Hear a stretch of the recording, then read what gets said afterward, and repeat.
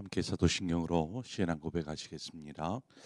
나는 전능하신 아버지 하나님 천지의 창조 주를 믿습니다. 나는 그의 유일하신 아들 우리 주 예수 그리스도를 믿습니다. 그는 성령으로 잉태되어 동정녀 마리아에게서 나시고 본디오 빌라도에게 고난을 받아 십자가에 못 박혀 죽으시고 장사된 지 사흘 만에 죽은 자 가운데서 다시 살아나셨으며 하늘에 오르시어 전능하신 아버지 하나님 우편에 앉아 계시다가 거기로부터 살아있는 자와 죽은 자를 심판하러 오십니다. 나는 성령을 믿으며 거룩한 공교회와 성도의 교제와 죄를 용서받는 것과 몸의 부활과 영생을 믿습니다. 아멘. 우리 함께 찬송가 459장 찬송가 459장입니다. 찬송가 459장.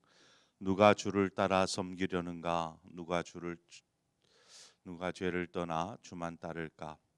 찬송가 459장 함께 찬송하도록 하겠습니다.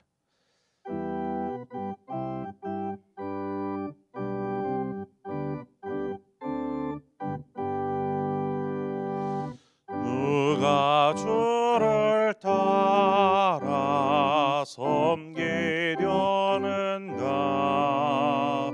누가 죄를 떠나 주만 따를까? 누가 주를 섬겨 남을 구할까? 누가 주의 뒤를 따라가려나? 부르심을 받아 주의 은혜로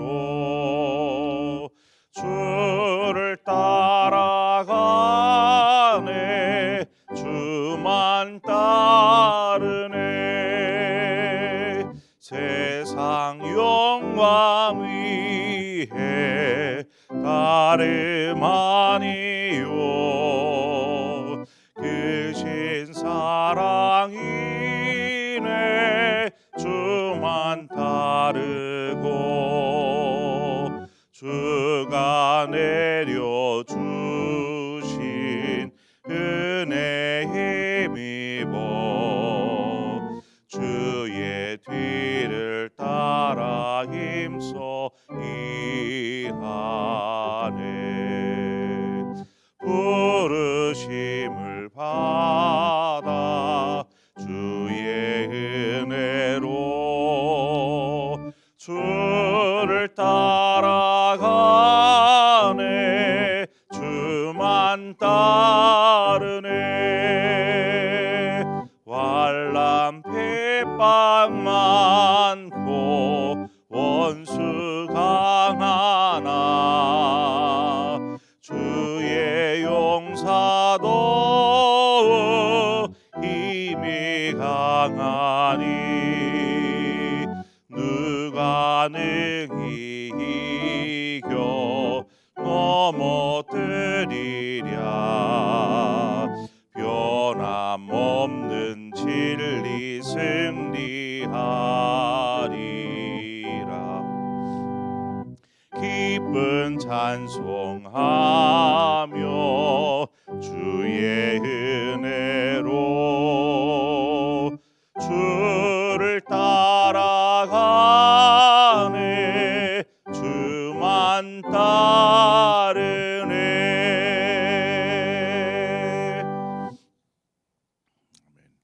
하나님의 말씀 보겠습니다. 사무엘상 6장 1절에서 9절의 말씀입니다. 사무엘상 6장 1절에서 9절의 말씀을 한 절씩 교독해서 보도록 하겠습니다.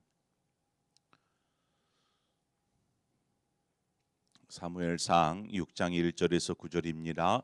여호와의 궤가 블레셋 사람들의 지방에 있은 지 7달이라.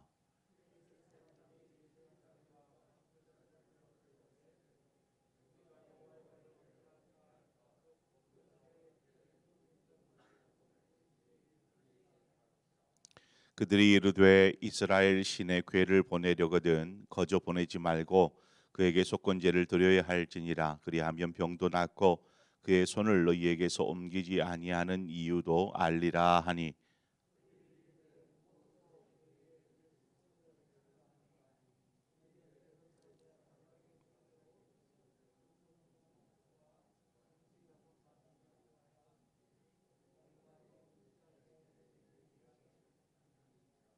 그러므로 너희는 너희의 독한 종기의 형상과 땅을 해롭게 하는 쥐의 형상을 만들어 이스라엘 신께 영광을 돌리라.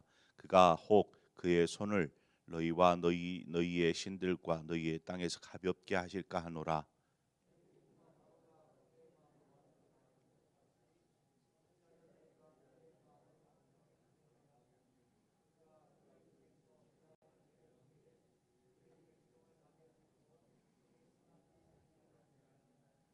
그러므로 새 수레를 하나 만들고 멍에를 메어 보지 아니한 젖나는 소 두 마리를 끌어다가 소의 수레를 메우고 그 송아지들은 떼어 집으로 돌려보내고.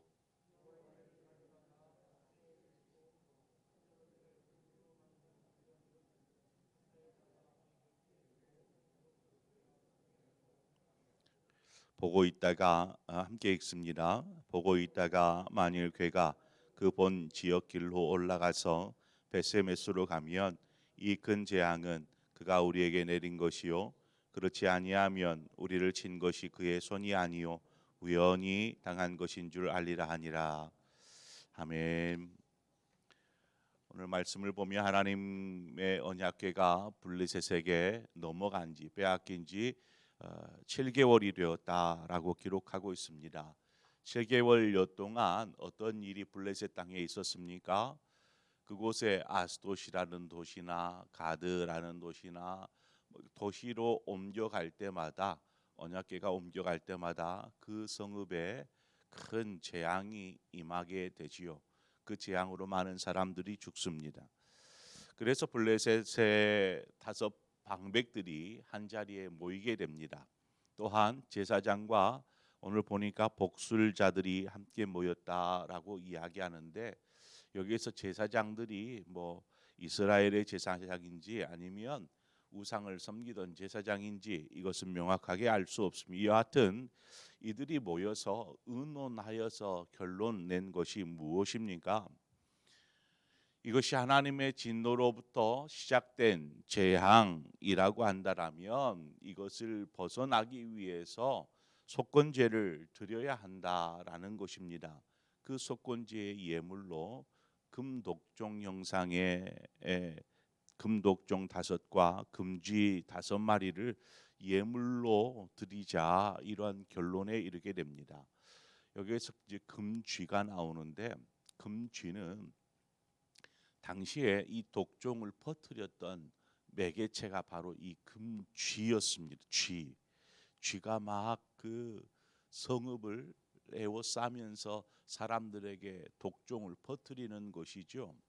그래서 그 문제가 되었던 쥐의 형상을 닮은 그러한 금으로 된 쥐 형상을 준비하고 또 독종처럼 이렇게 몸에서 이렇게 나오는 독종의 모양의 금으로 된 이것을 준비해서 이것을 속건제, 죄를 속하는 예물로 우리가 하나님 앞에 드리자, 이스라엘 신께 드리자라는 결론에 이르게 되지요.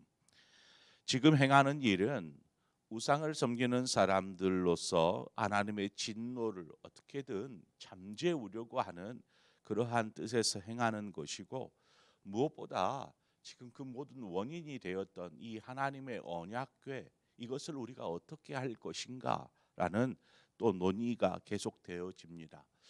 7절과 8절 말씀에 보면 그러므로 새 수레를 하나 만들고 멍에를 메어 보지 아니한 젖나는 소 2마리를 끌어다가 소의 수레를 메우고 그 송아지들은 떼어 집으로 돌려보내고 여호와의 궤를 가져다가 수레에 싣고 속건제로 드릴 금으로 만든 물건들은 상자에 담아 궤 곁에 두고 그것을 보내어 가게 하고라고 말하고 있습니다. 오늘 이 시간에 이 두 구절을 좀 자세하게 우리가 한번 들여다보려고 합니다. 블레셋 사람들이 언약궤를 어떻게 보내야 할까 논의 중에 새 수레를 하나 준비를 하자. 그리고 그 수레를 끌 소 두 마리를 준비하는데 그 두 소는 어떤 소였냐면 한 번도 멍에를 매 본 적이 없는 소인 거죠. 일해 본 적이 없는 소인 것입니다. 이러한 그 소 두 마리인데 또 이 두 소가 어떤 소였냐면 이제 막 송아지를 낳은 암소라는 것입니다. 암소. 두 마리의 그러니까 두 마리 다 암소로서 송아지를 이제 새끼를 이제 낳고 이제 있었던 소에다가 멍에를 메어서 이들을 이 수레를 끌어가게 하자라는 결론에 이르게 됩니다. 여러분 아무리 소가 힘이 세다고 할지라도 등에 멍에를 맨다라는 것은 어떻게 보면 괴로움이고 고통이지 않겠습니까? 멍에를 짊어진다라는 것은 우리가 어떤 일을 할 때에 뭔가 손에 익숙하면 능숙하게 그 일을 해낼 수 있습니다. 왜냐하면 경험이 있기 때문에. 때로는 뭐 이렇게 그 저희 어렸을 때 어머니 보니까 보지도 않고 이렇게 칼질을 해요. 얼마나 오랫동안 칼질을 해왔으면 그냥 보지도 않고도 이렇게 할 수 있어요. 그만큼 손에 익숙해진 것이죠. 하지만 처음 해보는 일이라면 어떻습니까? 무슨 일이든 처음 해보면 서툴 수밖에 없고 또 힘들 수밖에 없습니다. 해보지 않았기 때문에. 멍에도 마찬가지입니다. 멍에를 메어본 소, 일을 해본 소는 뭐 당연히 어깨에 탁 짊어지고 땅을 갈든지 뭐 고랑을 파든지 일을 할 수 있습니다. 그런데 한 번도 해보지 않는 소에게는 이것은 고통입니다. 막 갑자기 어깨에 뭔가가 턱하니 걸치더니 막 짓누르기 시작하는데 계속 가다 보면 뭐 피부도 상할 수도 있고요. 여하튼 이것이 얼마나 큰 괴로움이고 고통이고 고창스러운 일이겠습니까? 그럼에도 사람이 멍에를 씌우면 그 소는 나 멍에 매기 싫어요. 거부할 수 있어요? 없습니다. 그냥 씌우는 대로 고통스러워도 참아야 되는 것이 그 소이지 않겠습니까? 멍에를 매기 원하는 사람은 아마 아무도 없을 것입니다. 사람도 마찬가지입니다. 뭐 멍에를 씌운다? 저는 못해요. 저는 싫어요. 저는 힘들어요. 라고 거부할 것입니다. 그러나 하나님께서 우리에게 이 멍에를 주시더라는 거예요. 멍에를. 마태복음 16장 24절에 보니까 누구든지 나를 따라오려거든 자기를 부인하고 자기에게 자기 십자가를 지고 나를 따를 것이니라 라고 말씀하십니다. 여기에 멍에는 뭐예요? 자기에게 맡겨진 십자가 이것을 지라는 것이 주님께서 우리에게 요구하시는 멍에인 것입니다. 왜 하나님께서 멍에를 지라고 말씀하시는 걸까요? 우리를 고통스럽게 하기 위해서일까요? 아닙니다. 분명 십자가를 진다라는 것은 우리에게 희생을 요구하는 것입니다. 그렇죠? 자신을 희생하지 않으면 우리는 십자가를 질 수 없습니다.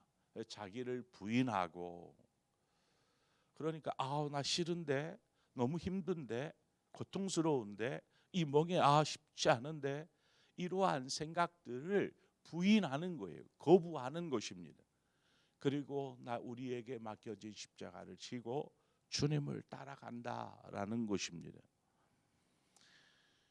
여러분 십자가는 희생을 요구하지만 그러나 십자가를 짐으로 누군가 살 수 있다면 우리는 십자가를 져야 합니다. 우리가 십자가를 짊어짐으로 우리의 가족이 살 수 있다면 우리가 십자가를 짊어짐으로 교회가 살 수 있다면 우리는 십자가를 져야 합니다.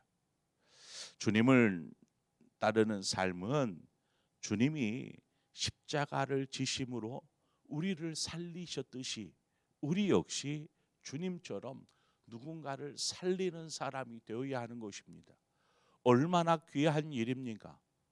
우리의 헌신과 우리의 드려짐이 누군가를 살릴 수 있다라면 기꺼이 내 자신을 드리겠다라고 고백하는 바울의 고백처럼 내 모든 것을 드려 그저 마지막 제단에 뿌려지는 전제 포도주 기름처럼 내 몸이 내 삶이 그렇게 드려지기를 원한다라고 고백하는 그 사도 바울처럼 우리의 삶이 하나님 앞에 드려짐으로 누군가를 살리고 회복시키고 하나님 앞에 서게 할 수 있다면 우리는 기꺼이 십자가를 질 수 있어야 합니다.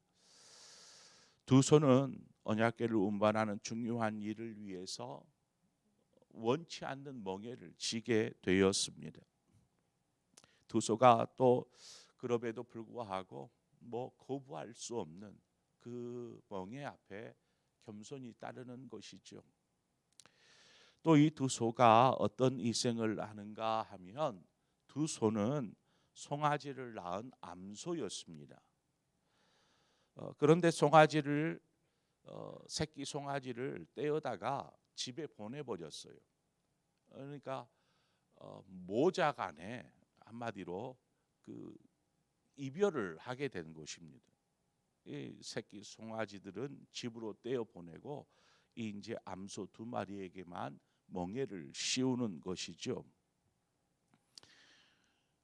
짐승은 본능적으로 움직이기 마련입니다. 본능이 강하기 때문에 그렇죠. 그래서 누가 끌지 않는 한 본능에 따라 움직이게 됩니다. 먹고 싶은 것이 있으면 먹고 싶은 쪽으로 움직여 가게 되고 또 새끼이니까 모든 동물들이 새끼를 보호하고자 하는 보호적인 본능이 있지 않겠습니까? 이 두 암소 역시 새끼 송아지를 향한 보호 본능이 발동할 것입니다. 그래서 새끼 송아지가 있는 집으로 향하는 것이죠. 성도는 육체적인 본능을 따라 사는 삶을 사는 것이 아닙니다. 우리는 하나님의 부르심을 따라 사는 사람들입니다. 하나님의 부르심이 무엇입니까? 왜 우리를 하나님께서 하나님의 자녀로 부르셨는가?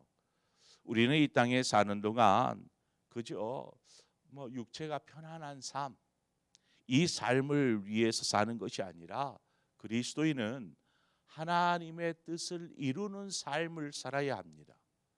하나님의 뜻에 합당한 삶을 사는 것이죠.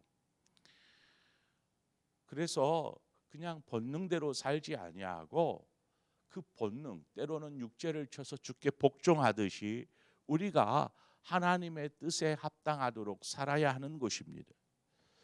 자, 블레셋 사람들이 지금 이 되어지는 일, 준비하는 일들을 통해서 한 가지를 시험합니다. 9절에 보니까 보고 있다가 만일 괴가 그 본 지역길로 올라가서 베세메스로 가면 이 큰 재앙은 그가 우리에게 내린 것이요 그렇지 아니하면 우리를 친 것이 그의 손이 아니요 우연히 당한 것인 줄 알리라 하니라 말씀합니다. 자, 언약궤를 이제 실은 두 소 그리고 이들이 준비한 속건 제물로 준비한 금독종 5개와 금쥐 형상의 5개를 이 또 상자에 담아서 그 언약궤 옆에 두었어요. 이것을 새 수레에다 싣고 지금 두 암소에게 이 수레를 이제 멍에를 씌운 것이죠. 이제 두 암소가 끌고 갑니다. 그런데 여기에 보면 누구도 그것을 끌어주는 사람이 없습니다. 두 암소를 끌고 이렇게 가는 사람이 없어요. 그러면 암소는 알아서 엉덩이를 툭 치면 그냥 알아서 음매하고 움직여 가야 되는 것이지요. 두 소가 만약 이스라엘 방향 즉 베세메스를 향하여서 나아가면 이 모든 되어진 일들 재앙이나 이 모든 일들이 이스라엘의 신 하나님으로 인해서 일어난 일이고 만약 이 소가 베세메스 이스라엘 진영 방향으로 나아가지 아니하고 그저 블레셋 진영으로 가든지 아니면 자기 집 방향으로 가든지 그렇게 하면 지금 이 재앙이 일어난 것들이 우연하게 일어난 것으로 우리가 결론 짓자라는 것입니다. 두 암소가 새끼를 버리고 한 번도 가보지 않은 낯선 곳으로 갈 확률은 그다지 많지 않아요. 거기다가 새끼를 떼어놨잖아요. 새끼를 향하여서 가고 싶어 할 것입니다. 게다가 무슨 블레셋과 이스라엘 사이에 도로가 잘 나 있겠습니까? 울퉁불퉁한 곳을 지나려면 어깨에 메어진 그 멍에가 얼마나 자신들을 고통스럽게 하겠습니까? 그러니까 이미 길 나져 있는 블레셋 방향으로 갈 확률이 훨씬 더 크다라는 것입니다. 그러나 하나님은 이 두 소를 이스라엘 진영으로 향하게 합니다. 이것은 내일 살펴보겠지만 그렇습니다. 이 두 암소는 지금 자신들의 선택에 달려 있어요. 자신들이 이스라엘 진영으로 갈지 아니면 블레셋 자기 집으로 갈지 아니면 다른 엉뚱한 곳으로 갈지 하나님은 우리에게 선택의 자유를 주셨습니다. 어디로 갈지 스스로 정하라. 스스로 정하는 것입니다. 하나님의 뜻을 따라서 살 것인지 아니면 자신의 본능대로 자신의 원함대로 살 것인지 그냥 스스로 정하라는 것입니다. 선택해야 합니다. 여러분은 어떤 것을 선택하시겠습니까? 그저 육체의 본능을 따라 욕망을 따라 사는 삶을 선택하실 것입니까? 아니면 하나님의 뜻을 따라서 사는 삶을 선택할 것입니까? 오늘 두 암소의 모습들을 보면서 우리에게 주님을 따르는 삶, 하나님의 뜻을 따르는 삶은 또 희생이 요구되어지고 그 희생을 감수하면서까지 우리는 하나님의 뜻을 선택할 것인지 아니면 그저 편안한 안락한 삶을 향한 그런 육체적 욕망을 따라서 살 것인지 그 선택은 누구의 몫이 아니라 저와 여러분의 몫입니다. 여러분은 무엇을 선택하시겠습니까? 우리가 참 올바른 선택을 통해서 우리의 삶의 걸음이 하나님의 영광이 되어지기를 소망합니다. 그래서 오늘을 살면서 어떤 삶을 살 것인가, 그저 그냥 내 마음 내 뜻대로 살 것인지 아니면 오늘 또 하나님이 기뻐하는 그러한 삶을 살 것인지 그러한 걸음을 뗄 것인지 오늘 이 시간 조용히 우리의 삶을 돌아보면서 하나님 뜻대로 살고 싶습니다. 그런 아름다운 고백을 하나님 앞에 드리는 저와 여러분의 삶이 되어지기를 축원합니다. 함께 기도하겠습니다. 좋으신 하나님 아버지의 은혜를 감사합니다. 오늘 이 새벽에도 우리를 불러서 하나님 앞에 서게 하여 주셔서 감사합니다. 오늘도 하나님의 뜻을 구합니다. 주여 말씀하여 주시고 생각나게 하여 주시고 우리가 어떤 삶을 사는 것이 하나님께 영광이 되고 하나님의 뜻을 이루는 하나님의 자녀의 삶인지 우리가 깨달아 알아 오늘 하루 살아가면서 하나님의 뜻에 합당한 삶 사는 우리가 되게 하여 주옵소서. 우리는 분명 선택의 갈림길에 놓여 있고 우리의 본능의 끌림을 따라서 육체의 욕망을 따라서 사는 삶이 더 즐거울 것 같고 더 쉬워서 그러한 방향으로 나아가려고 할지 모르지만 하나님 우리가 때로는 희생이 필요할지라도 하나님 주님이 원하시는 길 걷는 하나님의 백성으로 살게 하여 주옵소서. 예수 그리스도의 이름으로 기도합니다. 아멘.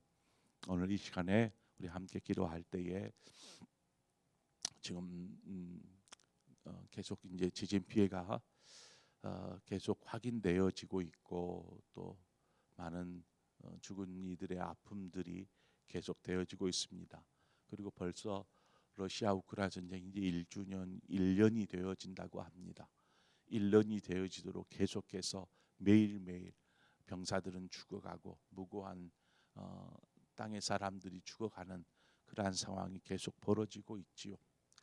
우리가 이때에 하나님의 마음을 가지고 지금 일어나고 있는 이 모습들을 바라보면서 또 고통 속에서 부르짖고 있는 그러한 이들의 그 고통의 소리를 하나님 들으시고 하나님 저들의 마음을 위로하여 주시고 회복시켜 주시옵소서. 우리가 함께 기도하기를 원합니다. 저들이 하나님의 백성이 아닌 우상을 섬기는 사람들일지라도 하나님 긍휼을 잊지 마시옵소서. 오늘 이 시간 우리 함께 우리 시리아와 또 우리 튀르키예 지역의 피해, 또 우크라이나와 러시아의 전쟁 피해, 이것들을 위해서 함께 기도하기를 원하고, 또 오늘 또 우리가 함께 기도할 것은 세계 열방에서 복음을 위해 수고하시는 선교사님들을 위해서 한 마음으로 기도하시기를 원합니다. 그리고 오늘 주신 말씀 속에서 우리에게 어떤 말씀을 하셨다면 그 말씀을 붙잡고 하나님 오늘을 이렇게 살겠습니다, 그렇게 거룩한 결단의 고백을 하는 시간 되시기 바랍니다. 우리 함께 기도하겠습니다. 참 좋으신 하나님 아버지, 우리를 불러주셔서 감사하고 하나님 앞에서 귀하신 주님을 찬양합니다. 아버지, 우리를 부르셔서 하나님의 자녀 삼아 주셨습니다. 하나님이 은혜가 얼마나 크고 놀라운지 아버지 하나님